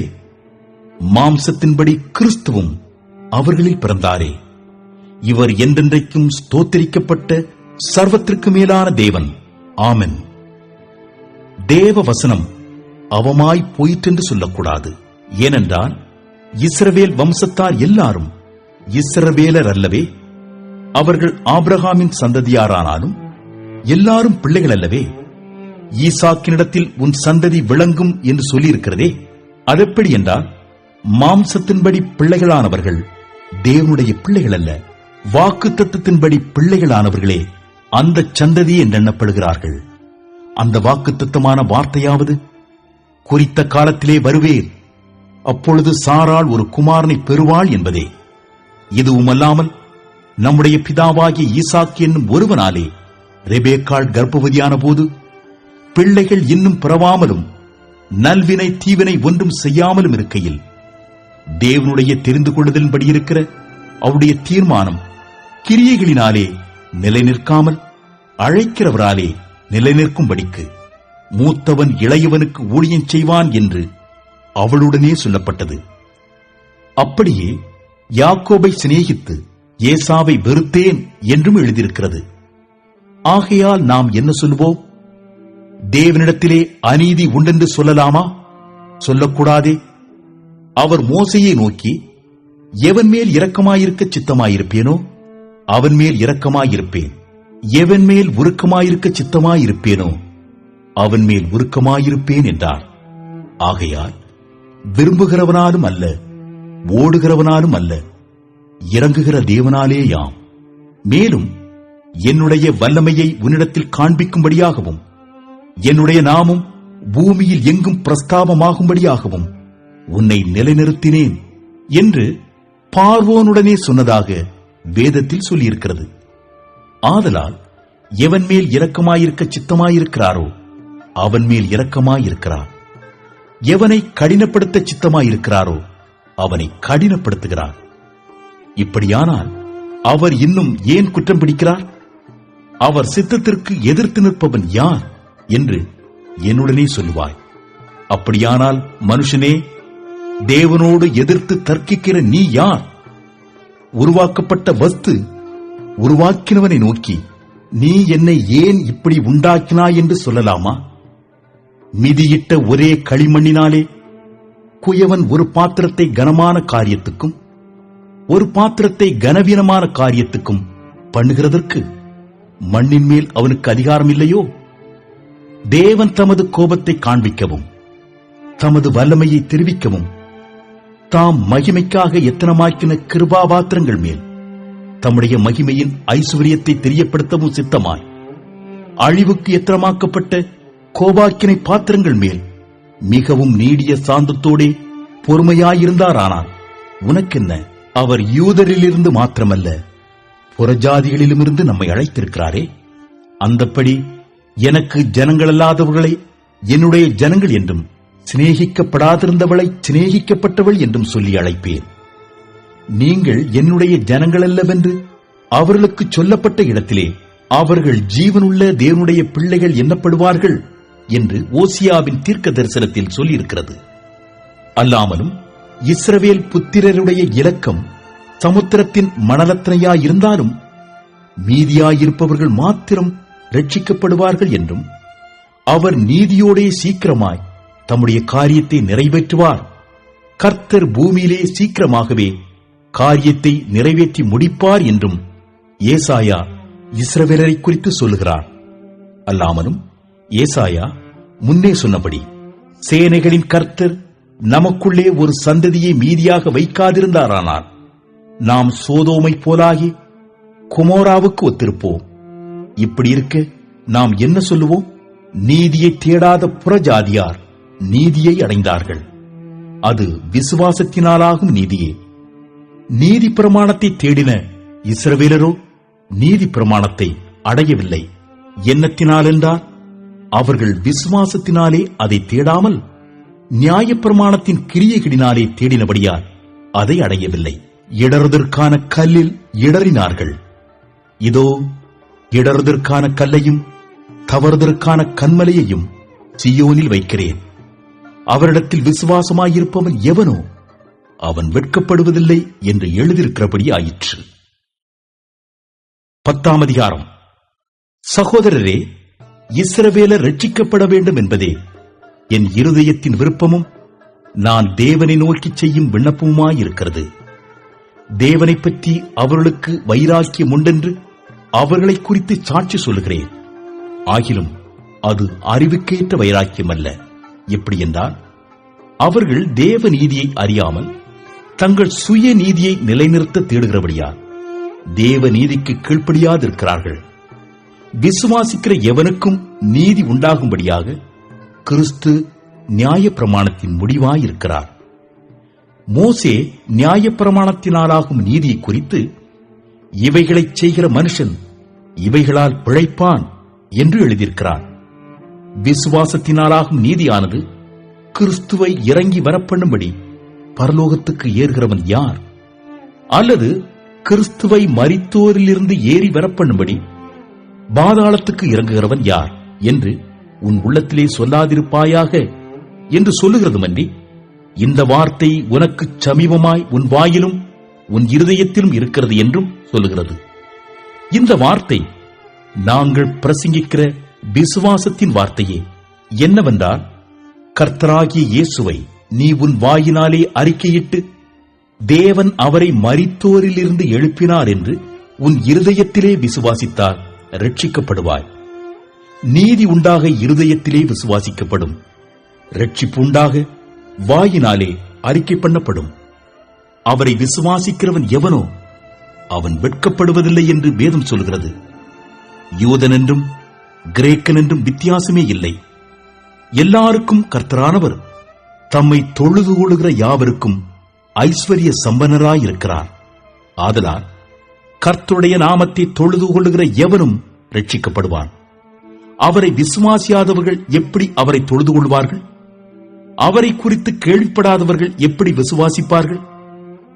பிரசங்கிக்கிறவன் இல்லாவிட்டால் எப்படி கேள்விப்படுவார்கள்? அனுப்பப்படாவிட்டால் எப்படி பிரசங்கிப்பார்கள்? சமாதானத்தை கூறி நற்காரியங்களை சுவிசேஷமாய் அறிவிக்கிறவர்களுடைய பாதங்கள் எவ்வளவு அழகானவைகள் என்று எழுதியிருக்கிறதே. ஆனாலும் சுவிசேஷத்துக்கு எல்லாரும் கீழ்ப்படியவில்லை. அதை குறித்து ஏசாயா, கர்த்தாவே, எங்கள் மூலமாய் கேள்விப்பட்டதை விசுவாசித்தவன் யார் என்று சொல்கிறார். ஆதலால் விசுவாசம் கேள்வியினாலே வரும், கேள்வி தேவனுடைய வசனத்தினாலே வரும். இப்படி இருக்கு, அவர்கள் கேள்விப்படவில்லையா என்று கேட்கிறேன். கேள்விப்பட்டார்கள். அவைகளின் சத்தம் பூமியெங்கும், அவைகளின் வசனங்கள் பூச்சக்கரத்து கடைசி வரைக்கும் செல்கிறதே. இஸ்ரவேலர் அதை அறியவில்லையா என்று கேட்கிறேன். அறிந்தார்கள். முதலாவது மோசே, எனக்கு ஜனங்கள் அல்லாதவர்களை கொண்டு நான் உங்களுக்கு எரிச்சல் உண்டாக்குவேன், புத்தியீனமுள்ள ஜனங்களாலே உங்களுக்கு கோபமூட்டுவேன் என்றான். அல்லாமலும் ஏசாயா, என்னை தேடாதவர்களாலே கண்டறியப்பட்டேன், என்னை விசாரித்து கேளாதவர்களுக்கு வெளியரங்கமானேன் என்று தைரியம் கொண்டு சொல்கிறார். இஸ்ரவேலரை குறித்தோ, கீழ்ப்படியாதவர்களும் எதிர்த்து பேசுகிறவர்களுமாயிருக்கிற ஜனங்களிடத்திற்கு நாள் முழுதும் என் கைகளை நீட்டினேன் என்று அவன் சொல்லியிருக்கிறான். 11ஆம் அதிகாரம். இப்படி இருக்க தேவன் தம்முடைய ஜனங்களை தள்ளிவிட்டாரோ என்று கேட்கிறேன். தள்ளிவிடவில்லையே. நானும் ஆபிரகாமின் சந்ததியிலும் பென்யமீன் கோத்திரத்திலும் பிறந்த இஸ்ரவேலன். தேவன் தாம் முன்னறிந்து கொண்ட தம்முடைய ஜனங்களை தள்ளிவிடவில்லை. எலியாவை குறித்து சொல்லிய இடத்தில் வேதம் சொல்லுகிறதை அறியீர்களா? அவன் தேவனை நோக்கி, கர்த்தாவே, உம்முடைய தீர்க்கதரிசிகளை அவர்கள் கொலை செய்து உம்முடைய பலிபீடங்களை இடித்து போட்டார்கள். நான் ஒருவன் மாத்திரம் மீதியாயிருக்கிறேன், என் பிராணனையும் வாங்க தேடுகிறார்களே என்று இஸ்ரவேலருக்கு விரோதமாய் விண்ணப்பம் பண்ணின போது அவனுக்கு உண்டான தேவ உத்தரவு என்ன? பாகாலுக்கு முன்பாக முழங்கார் படியிடாத 7000 பேரை எனக்காக மீதியாக வைத்தேன் என்பதே.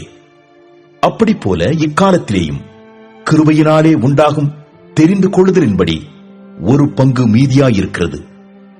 அது கிருபையினாலே உண்டாயிருந்தால் கிரியைகளினாலே உண்டாயிராது. அப்படியல்லவென்றால் கிருபையானது கிருபையல்லவே. அன்றியும் அது கிரியைகளினாலே உண்டாயிருந்தால் அது கிருபையாயிராது.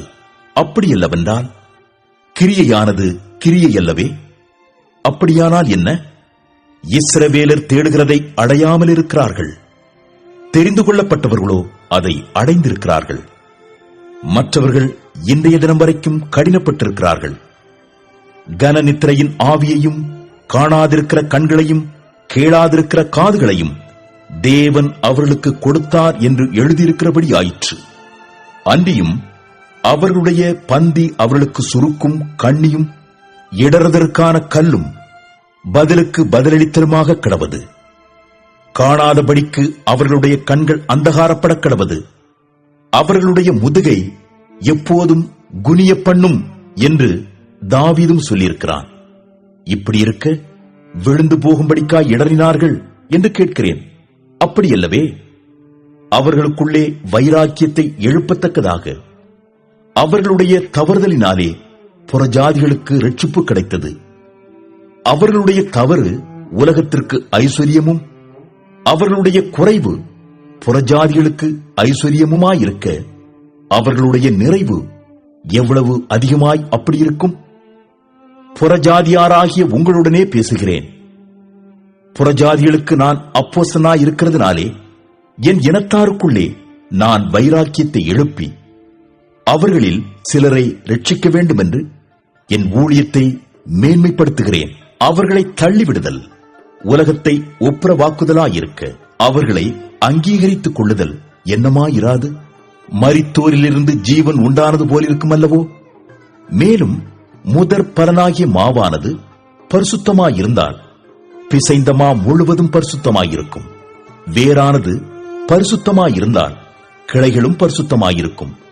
சில கிளைகள் முறித்து போடப்பட்டிருக்க காட்டொலிவ மரமாகிய நீ அவைகள் இருந்த இடத்தில் ஒட்ட வைக்கப்பட்டு ஒலிவ மரத்தின் வேருக்கும் சாரத்திற்கும் உடன் பங்காளியாயிருந்தாயானால் நீ அந்த கிளைகளுக்கு விரோதமாய் பெருமை பாராட்டாதே. பெருமை பாராட்டுவாயானால் நீ வேரை சுமக்காமல் வேர் உன்னை சுமக்கிறது என்று நினைத்துக்கொள். நான் ஒட்ட வைக்கப்படுவதற்கு அந்த கிளைகள் முறித்து போடப்பட்டதென்று சொல்கிறாயே, நல்லது.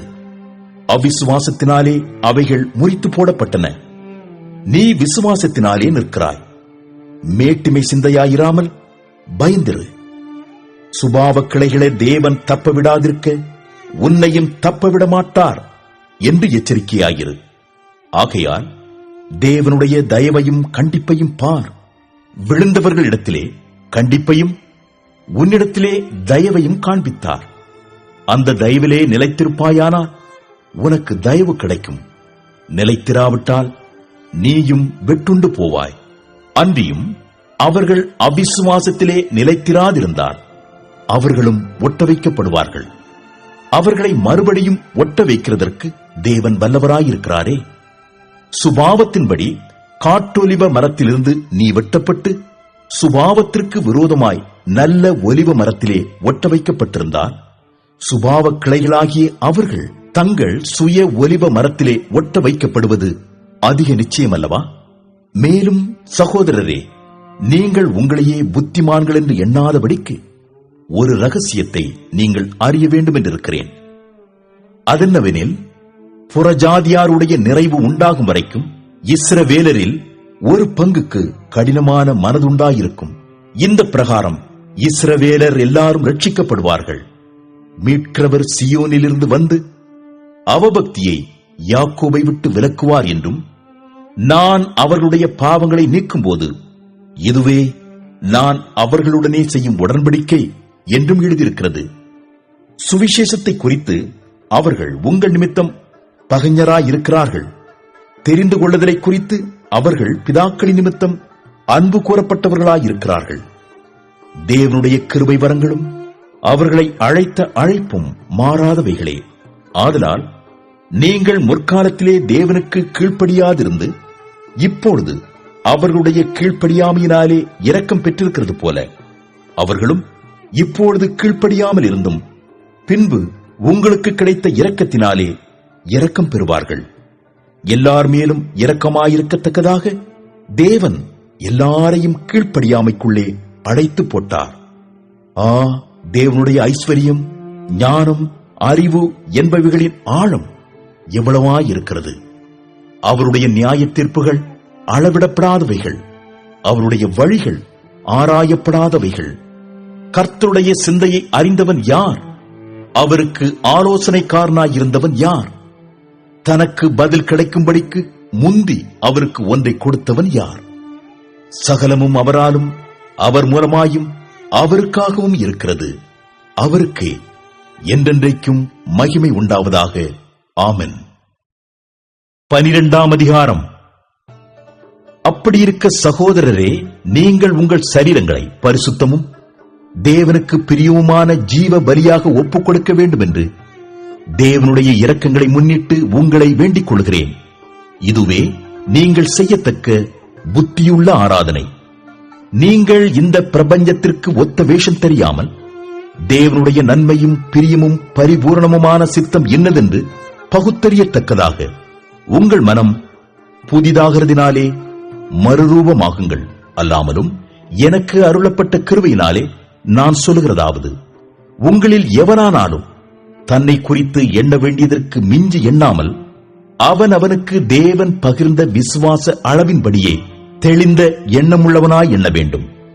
ஏனெனில் நமக்கு ஒரே சரீரத்திலே அநேக அவயவங்கள் இருந்தும் எல்லா அவயவங்களுக்கும் ஒரே தொழில் இராதது போல அநேகராகிய நாமும் கிறிஸ்துவுக்குள் ஒரே சரீரமாயிருக்க ஒருவருக்கொருவர் அவயவங்களாயிருக்கிறோம். நமக்கு அருளப்பட்ட கிருபையின்படியே நாம் வெவ்வேறான வரங்கள் உள்ளவர்களானபடியினாலே நம்மில் தீர்க்க தரிசனம் சொல்லுகிற வரத்தை உடையவன் விசுவாச பிரமாணத்துக்கேற்றதாக சொல்லக் கடவன். ஊழியம் செய்கிறவன் ஊழியத்திலும், போதிக்கிறவன் போதிக்கிறதிலும், புத்தி சொல்லுகிறவன் புத்தி சொல்லுகிறதிலும் தரித்திருக்க கடவன். பகிர்ந்து கொடுக்கிறவன் வஞ்சனை இல்லாமல் கொடுக்க கடவன். முதலாளியானவன் ஜாக்கிரதையாயிருக்க கடவன். இரக்கம் செய்கிறவன் உற்சாகத்துடனே செய்ய கடவன். உங்கள் அன்பு மாயமற்றதாயிருப்பதாக. தீமையை வெறுத்து நன்மையை பற்றிக் கொண்டிருங்கள். சகோதர சிநேகத்திலே ஒருவர் மேல் ஒருவர் பட்சமாயிருங்கள். கனம் பண்ணுகிறதிலே ஒருவருக்கு ஒருவர் முந்திக் கொள்ளுங்கள். அசதியாயிராமல் ஜாக்கிரதையாயிருங்கள். ஆவியிலே அனலாயிருங்கள். கர்த்தருக்கு ஊழியம் செய்யுங்கள். நம்பிக்கையிலே சந்தோஷமாயிருங்கள். உபத்திரவத்திலே பொறுமையாயிருங்கள், ஜெபத்திலே உறுதியாய் தரித்திருங்கள், பரிசுத்தவான்களுடைய குறைவில் அவர்களுக்கு உதவி செய்யுங்கள், அந்நியரை உபசரிக்க நாடுங்கள், உங்களை துன்பப்படுத்துகிறவர்களை ஆசீர்வதியுங்கள், ஆசீர்வதிக்க வேண்டியதே என்று சபியாதிருங்கள், சந்தோஷப்படுகிறவர்களுடனே சந்தோஷப்படுங்கள், அழுகிறவர்களுடனே அழுங்கள், ஒருவரோடு ஒருவர் ஏக சிந்தை உள்ளவர்களாயிருங்கள், மேட்டிமையானவர்களை சிந்தியாமல் தாழ்மையானவர்களுக்கு இணங்குங்கள், உங்களையே புத்திமான்கள் என்று எண்ணாதிருங்கள், ஒருவனுக்கும் தீமைக்கு தீமை செய்யாதிருங்கள், எல்லா மனுஷருக்கும் முன்பாகவும் யோக்கியமானவைகளை செய்ய நாடுங்கள், கூடுமானால் உங்களால் ஆன மட்டும் எல்லா மனுஷரோடும் சமாதானமாயிருங்கள்.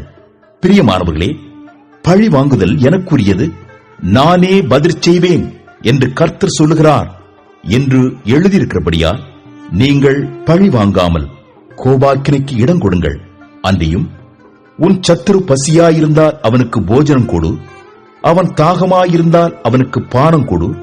நீ இப்படி செய்வதனால் அக்கினி தழலை அவன் தலையின் மேல் குவிப்பாய். நீ தீமையினாலே வெல்லப்படாமல் தீமையை நன்மையினாலே வெல்லு. 13ஆம் அதிகாரம். எந்த மனுஷனும் மேலான அதிகாரம் உள்ளவர்களுக்கு கீழ்ப்படிய கடவன், ஏனென்றால் தேவனாலே என்று ஒரு அதிகாரமும் இல்லை. உண்டாயிருக்கிற அதிகாரங்கள் தேவனாலே நியமிக்கப்பட்டிருக்கிறது. ஆதலால் அதிகாரத்திற்கு எதிர்த்து நிற்கிறவன் தேவனுடைய நியமத்திற்கு எதிர்த்து நிற்கிறான். அப்படி எதிர்த்து நிற்கிறவர்கள் தங்களுக்கு தாங்களே ஆக்கினையை வருவித்துக் கொள்கிறார்கள். மேலும் அதிகாரிகள் நற்கிரியைகளுக்கு அல்ல, துர்க்கிரியைகளுக்கே பயங்கரமாயிருக்கிறார்கள். ஆகையால் நீ அதிகாரத்திற்கு பயப்படாதிருக்க வேண்டுமானால் நன்மை செய்ய, அதனால் உனக்கு புகழ்ச்சி உண்டாகும். உனக்கு நன்மை உண்டாகும் பொருட்டு அவன் தேவ ஊழியக்காரனாயிருக்கிறான். நீ தீமை செய்தால் பயந்திரு, பட்டயத்தை அவன் விருதாவாய் பிடித்திருக்கவில்லை. தீமை செய்கிறவன் மேல் கோபாக்கினை வரப்பண்ணும்படி அவன் நீதியை செலுத்துகிற தேவ ஊழியக்காரனாயிருக்கிறானே. ஆகையால் நீங்கள் கோபாக்கினை நிமித்தம் மாத்திரமல்ல, மனச்சாட்சி நிமித்தமும் கீழ்ப்படிய வேண்டும். இதற்காகவே நீங்கள் வரியையும் கொடுக்கிறீர்கள். அவர்கள் இந்த வேலையை பார்த்து வருகிற தேவ ஊழியக்காரராயிருக்கிறார்களே. ஆகையால் யாவருக்கும் செலுத்த வேண்டிய கடமைகளை செலுத்துங்கள். எவனுக்கு வரியை செலுத்த வேண்டியதோ அவனுக்கு வரியையும், எவனுக்கு தீர்வையை செலுத்த வேண்டியதோ அவனுக்கு தீர்வையையும் செலுத்துங்கள். எவனுக்கு பயப்பட வேண்டியதோ அவனுக்கு பயப்படுங்கள். எவனை கனம் பண்ண வேண்டியதோ அவனை கனம் பண்ணுங்கள். ஒருவரிடத்தில் ஒருவர் அன்பு கூறுகிற கடனே அல்லாமல் மற்றொன்றிலும் ஒருவனுக்கும் கடன்படாதிருங்கள். பிறனிடத்தில் அன்பு கூறுகிறவன் நியாயப்பிரமாணத்தை நிறைவேற்றுகிறான். எப்படி என்றால், விபச்சாரம் செய்யாதிருப்பாயாக, கொலை செய்யாதிருப்பாயாக, களவு செய்யாதிருப்பாயாக, பொய்ச்சாட்சி சொல்லாதிருப்பாயாக, இச்சியாதிருப்பாயாக என்கிற இந்த கற்பனைகளும் வேறே எந்த கற்பனையும், உன்னிடத்தில் நீ அன்பு கூறுவது போல பிறனிடத்திலும் அன்பு கூறுவாயாக என்கிற ஒரே வார்த்தையிலே தொகையாய் அடங்கியிருக்கிறது. அன்பானது பிறனுக்கு பொல்லாங்கு செய்யாது. ஆதலால் அன்பு நியாய பிரமாணத்தின் நிறைவேறுதலாயிருக்கிறது. நித்திரையை விட்டு எழுந்திருக்கத்தக்க வேளையாயிற்றென்று நாம் காலத்தை அறிந்தவர்களாய் இப்படி நடக்க வேண்டும். நாம் விசுவாசிகளான போது இரட்சிப்பு சமீபமாயிருந்ததை பார்க்கிலும் இப்பொழுது அது நமக்கு அதிக சமீபமாயிருக்கிறது. இரவு சென்று போயிற்று, பகல் சமீபமாயிற்று. ஆகையால் அந்தகாரத்தின் கிரியைகளை நாம் தள்ளிவிட்டு ஒளியின் ஆயுதங்களை தரித்துக் கொள்ள கடவோம். களியாட்டும் வெறியும் வேசித்தனமும் காம விகாரமும் வாக்குவாதமும் பொறாமையும் உள்ளவர்களாய் நடவாமல் பகலிலே நடக்கிறவர்களைப் போல சீராய் நடக்க கடவோம். துர்யிச்சைகளுக்கு இடமாக உடலை பேணாமல் இருந்து கர்த்தராகிய இயேசு கிறிஸ்துவை தரித்துக் கொள்ளுங்கள். 14ஆம் அதிகாரம். விசுவாசத்தில் பலவீனம் உள்ளவனை சேர்த்துக் கொள்ளுங்கள். ஆனாலும் அவனுடைய மன ஐயங்களை குற்றமாய் நிர்ணயிக்காமல் இருங்கள். ஒருவன் எந்த பதார்த்தத்தையும் புசிக்கலாம் என்று நம்புகிறான். பலவீனனோ மரக்கறிகளை மாத்திரம் புசிக்கிறான். புசிக்கிறவன் புசியாதிருக்கிறவனை அற்பமாய் எண்ணாதிருப்பானாக. புசியாதிருக்கிறவனும் புசிக்கிறவனை குற்றவாளியாக தீர்க்காதிருப்பானாக. தேவன் அவனை ஏற்றுக்கொண்டாரே. மற்றொருவனுடைய வேலைக்காரனை குற்றவாளியாக தீர்க்கிறதற்கு நீ யார்? அவன் நின்றாலும் விழுந்தாலும் அவனுடைய எஜமானுக்கே அவன் உத்தரவாதி. அவன் நிலைநிறுத்தப்படுவான். தேவன் அவனை நிலைநிறுத்த வல்லவராயிருக்கிறாரே. அன்றியும் ஒருவன் ஒரு நாளை மற்றொரு நாளிலும் விசேஷமாக எண்ணுகிறான். வேறொருவன் எல்லா நாட்களையும் சரியாக எண்ணுகிறான். அவனவன் தன் தன் மனதிலே முழு நிச்சயத்தை உடையவனாயிருக்க கடவன். நாட்களை விசேஷித்துக் கொள்கிறவன் கர்த்தருக்கென்று விசேஷித்துக் கொள்கிறான். நாட்களை விசேஷித்துக் கொள்ளாதவனும் கர்த்தருக்கென்று விசேஷித்துக் கொள்ளாதிருக்கிறான். புசிக்கிறவன் தேவனுக்கு ஸ்தோத்திரம் செலுத்துகிறபடியால் கர்த்தருக்கென்று புசிக்கிறான். புசியாதிருக்கிறவனும் கர்த்தருக்கென்று புசியாதிருந்து தேவனுக்கு ஸ்தோத்திரம் செலுத்துகிறான். நம்மில் ஒருவனும் தனக்கென்று பிழைக்கிறதுமில்லை, ஒருவனும் தனக்கென்று மரிக்கிறதும் இல்லை. நாம் பிழைத்தாலும் கர்த்தருக்கென்று பிழைக்கிறோம், நாம் மரித்தாலும் கர்த்தருக்கென்று மரிக்கிறோம். ஆகையால் பிழைத்தாலும் மரித்தாலும் நாம் கர்த்தருடையவளாயிருக்கிறோம். கிறிஸ்துவும் மரித்தோர் மேலும் ஜீவனுள்ளோர் மேலும் ஆண்டவராயிருக்கும் பொருட்டு மரித்தும் எழுந்தும் பிழைத்தும் இருக்கிறார். இப்படி இருக்க நீ உன் சகோதரனை குற்றவாளி என்று தீர்க்கிறதென்ன? நீ உன் சகோதரனை அற்பமாய் எண்ணுகிறதென்ன? நாம் எல்லாரும் கிறிஸ்துவனுடைய நியாயாசனத்திற்கு முன்பாக நிற்போமே. அந்தப்படி முழங்கால் யாவும் எனக்கு முன்பாக முடங்கும், நாவு யாவும் தேவனை அறிக்கை பண்ணும் என்று என் ஜீவனை கொண்டு உரைக்கிறேன் என்பதாய் கர்த்தர் சொல்லுகிறார் என்று எழுதியிருக்கிறது. ஆதலால் நம்மில் ஒவ்வொருவனும் தன்னை குறித்து தேவனுக்கு கணக்கு ஒப்புவிப்பான். இப்படி இருக்க நாம் இனிமேல் ஒருவரையொருவர் குற்றவாளிகள் என்று தீர்க்காதிருப்போமாக. ஒருவனும் தன் சகோதரனுக்கு முன்பாக தடுக்கலையும் இடரலையும் போடலாகாதென்றே தீர்மானித்துக் கொள்ளுங்கள். ஒரு பொருளும் தன்னிலே தீட்டுள்ளதல்லவென்று கர்த்தராகிய இயேசுவுக்குள் அறிந்து நிச்சயித்திருக்கிறேன். ஒரு பொருளை தீட்டுள்ளதென்று எண்ணிக்கொள்ளுகிறவன் எவனோ அவனுக்கு அது தீட்டுள்ளதாயிருக்கும். போஜனத்தினாலே உன் சகோதரனுக்கு விசனம் உண்டாக்கினால் நீ அன்பாய் நடக்கிறவன் அல்ல. அவனை உன் போஜனத்தினாலே கெடுக்காதே. கிறிஸ்து அவனுக்காக மரித்தாரே. உங்கள் நன்மை தூஷிக்கப்பட இடம் கூடாதிருங்கள். தேவனுடைய ராஜ்யம் புசிப்பும் குடிப்பும் அல்ல, அது நீதியும் சமாதானமும் பரிசுத்த ஆவியினால் உண்டாகும் சந்தோஷமுமாயிருக்கிறது. இவைகளிலே கிறிஸ்துவுக்கு ஊழியம் செய்கிறவன் தேவனுக்கு பிரியனும் மனுஷரால் அங்கீகரிக்கப்பட்டவனுமாயிருக்கிறான். ஆனபடியால் சமாதானத்துக்கு அடுத்தவைகளையும் அந்யோன்ய பக்தி விருத்தி உண்டாக்கத்தக்கவைகளையும் நாடக்கிடவோம். போஜனத்து நிமித்தம் தேவனுடைய கிரியையை அழித்து போடாதே. எந்த பதார்த்தமும் சுத்தமுள்ளதுதான், ஆனாலும் இடரலுண்டாக புசிக்கிறவனுக்கு அது தீமையாயிருக்கும். மாம்சம் புசிக்கிறதும் மதுமானம் பண்ணுகிறதும் மற்ற எதையாகிலும் செய்கிறதும் உன் சகோதரன் இடர்கிறதற்காவது தவறுகிறதற்காவது பலவீனப்படுகிறதற்காவது ஏதுவாயிருந்தால் அவைகளில் ஒன்றையும் செய்யாமல் இருப்பதே நன்மையாயிருக்கும். உனக்கு விசுவாசம் இருந்தால் அது தேவனுக்கு முன்பாக உன் மட்டும் இருக்கட்டும். நல்லதென்று நிச்சயித்த காரியத்தில் தன்னை குற்றவாளியாக்காதவன் பாக்கியவான். ஒருவன் சமுசெய்யப்படுகிறவனாய் புசித்தால் அவன் விசுவாசம் இல்லாமல் புசிக்கிறபடியினால் ஆக்கினைக்குள்ளாக தீர்க்கப்படுகிறான். விசுவாசத்தினாலே வராத யாவும் பாவமே. 15ஆம் அதிகாரம். அன்றியும் பலமுள்ளவர்களாகிய நாம் நமக்கே பிரியமாய் நடவாமல் பலவீனருடைய பலவீனங்களை தாங்க வேண்டும். நம்மில் ஒவ்வொருவனும் பிறனுடைய பக்தி விருத்திக்கேதுவான நன்மை உண்டாகும்படி அவனுக்கு பிரியமாய் நடக்க கடவன். கிறிஸ்துவும் தமக்கே பிரியமாய் நடவாமல் உம்மை நிந்திக்கிறவர்களுடைய நிந்தைகள் என்மேல் விழுந்தது என்று எழுதியிருக்கிறபடியே நடந்தார். தேவ வசனத்தினால் உண்டாகும் பொறுமையினாலும் ஆறுதலினாலும் நாம் நம்பிக்கை உள்ளவர்களாகும்படிக்கு முன்பு எழுதியிருக்கிறவைகளெல்லாம் நமக்கு போதனையாக எழுதியிருக்கிறது. நீங்கள் ஒருமனப்பட்டு நம்முடைய கர்த்தராகிய இயேசு கிறிஸ்துவின் பிதாவாகிய தேவனை ஒரே வாயினால் மகிமைப்படுத்தும்படிக்கு பொறுமையையும் ஆறுதலையும் அளிக்கும் தேவன் கிறிஸ்து இயேசுவினுடைய மாதிரியின்படியே நீங்கள் ஏக சிந்தை உள்ளவர்களாயிருக்கும்படி உங்களுக்கு அனுக்கிரகம் செய்வாராக. ஆதலால் தேவனுக்கு மகிமை உண்டாக கிறிஸ்து நம்மை ஏற்றுக்கொண்டது போல நீங்களும் ஒருவரையொருவர் ஏற்றுக்கொள்ளுங்கள். மேலும் பிதாக்களுக்கு பண்ணப்பட்ட வாக்குத்தத்தங்களை உறுதியாக்கும்படிக்கு தேவனுடைய சத்தியத்தின் நிமித்தம் இயேசு கிறிஸ்து விருத்த சேதனம் உள்ளவர்களுக்கு ஊழியக்காரரானார் என்றும் புறஜாதியாரும் இரக்கம் பெற்றது நிமித்தம் தேவனை மகிமைப்படுத்துகிறார்கள் என்றும் சொல்லுகிறேன். அந்தப்படி இது நிமித்தம் நான் புறஜாதிகளுக்குள்ளே உம்மை அறிக்கை பண்ணி உம்முடைய நாமத்தை சொல்லி சங்கீதம் பாடுவேன் என்று எழுதியிருக்கிறது.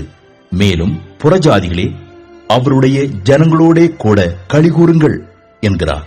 மேலும் புறஜாதிகளே, எல்லாரும் கர்த்தரை துதியுங்கள், ஜனங்களே எல்லாரும் அவரை புகழுங்கள் என்றும் சொல்கிறார்.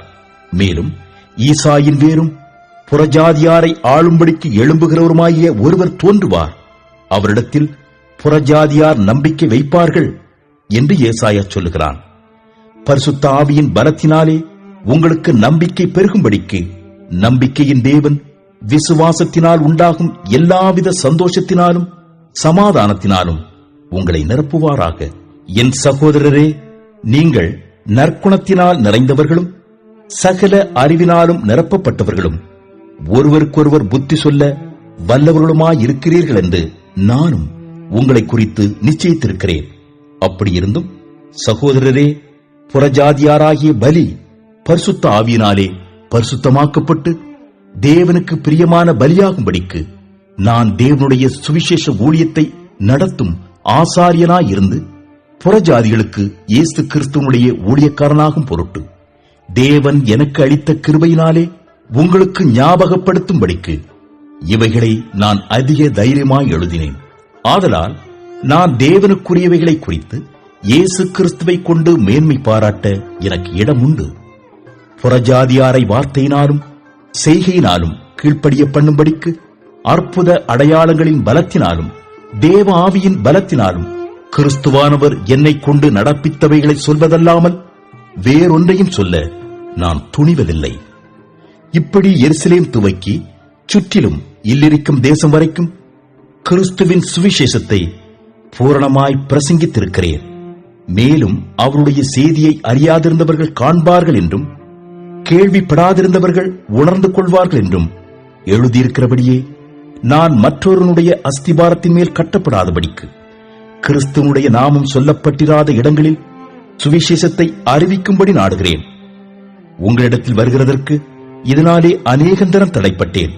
இப்பொழுது இந்த திசைகளிலே எனக்கு இடமில்லாதபடியினாலும் உங்களிடத்தில் வரும்படி அநேக வருஷமாய் எனக்கு மிகுந்த விருப்பம் உண்டாயிருக்கிறபடியினாலும் நான் ஸ்பானியா தேசத்திற்கு பிரயாணம் பண்ணுகையில் உங்களிடத்தில் வந்து உங்களை கண்டுகொள்ளவும் உங்களிடத்தில் சற்று திருப்தியடைந்த பின்பு அவ்விடத்திற்கு உங்களால் வழிவிட்டு அனுப்பப்படவும் எனக்கு சமயம் கிடைக்கும் என்று நம்பியிருக்கிறேன். இப்பொழுதோ பரிசுத்தவான்களுக்கு உதவி செய்யும் காரியமாக நான் எருசலேமுக்கு பிரயாணம் பண்ண எத்தனமாயிருக்கிறேன்.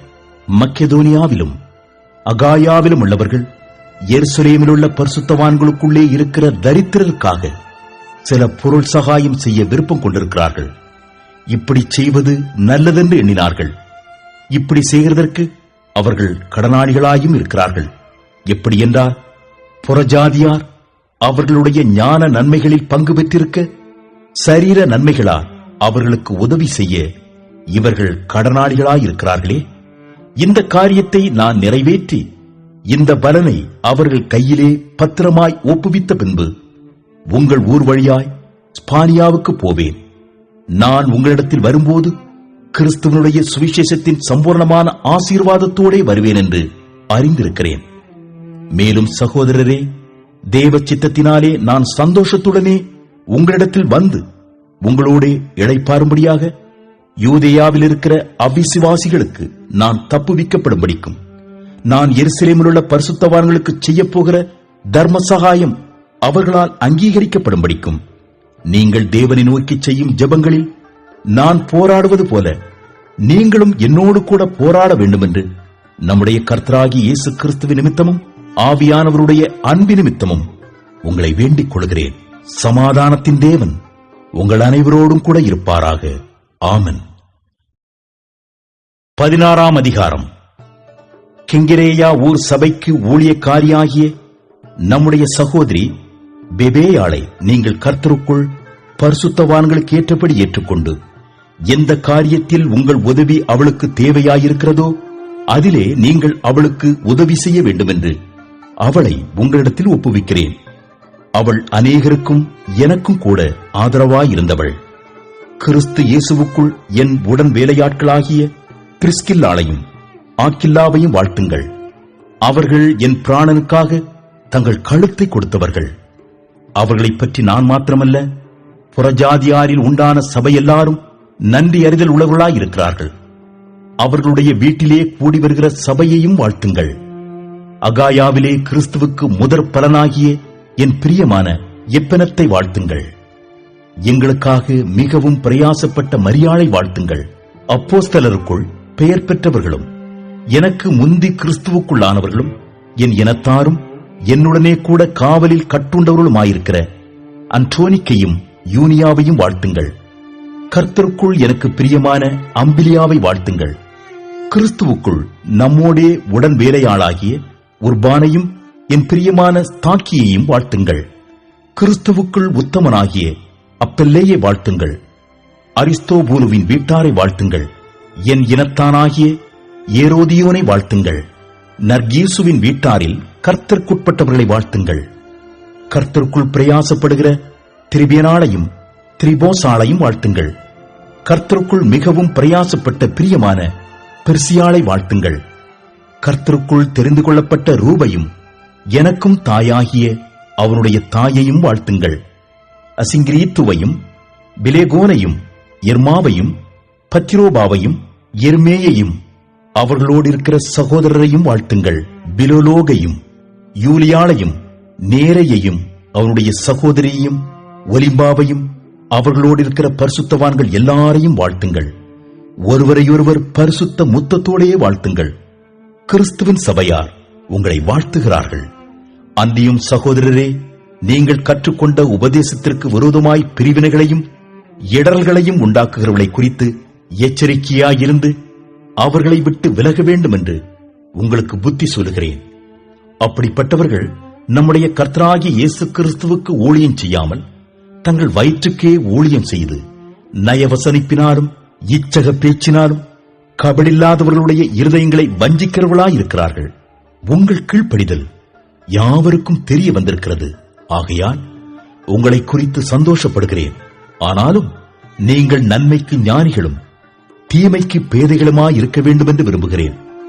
சமாதானத்தின் தேவன் சீக்கிரமாய் சாத்தானை உங்கள் கால்களின் கீழே நசுக்கி போடுவார். நம்முடைய கர்த்தராகிய இயேசு கிறிஸ்துவனுடைய கிருபை உங்களுடனே கூட இருப்பதாக. ஆமென். என் உடன் வேலையாளாகிய தீமோத்தேயும் என் இனத்தாராகிய லூகியும் யாசோனும் சொசிபத்தரும் உங்களை வாழ்த்துகிறார்கள். இந்த நிருபத்தை எழுதின தெர்தியுவாகிய நான் கர்த்தருக்குள் உங்களை வாழ்த்துகிறேன். என்னையும் சபை அனைத்தையும் உபசரித்து வருகிற காயு உங்களை வாழ்த்துகிறான். பட்டணத்து உக்ரானக்காரனாகிய எரஸ்தும் சகோதரனாகிய குவர்த்தும் உங்களை வாழ்த்துகிறார்கள். நம்முடைய கர்த்தராகிய இயேசு கிறிஸ்துவனுடைய கிருபை உங்கள் அனைவரோடும் கூட இருப்பதாக. ஆமென். ஆதிகாலம் முதல் அடக்கமாயிருந்து இப்பொழுது தீர்க்க தரிசன ஆகமங்களினாலே அனாதி தேவனுடைய கட்டளையின்படி வெளியரங்கமாக்கப்பட்டதும் சகல ஜாதிகளும் விசுவாசத்திற்கு கீழ்ப்படியும்படிக்கு அவர்களுக்கு அறிவிக்கப்பட்டதுமாயிருக்கிற ரகசியத்தை வெளிப்படுத்துகிறதான இயேசு கிறிஸ்துவை பற்றிய பிரசங்கமாகிய என் சுவிசேஷத்தின்படியே உங்களை ஸ்திரப்படுத்த வல்லவரும் தாம் ஒருவரே ஞானமுள்ளவருமாயிருக்கிற தேவனுக்கு இயேசு கிறிஸ்துவின் மூலமாய் என்றென்றைக்கும் மகிமை உண்டாவதாக. ஆமென்.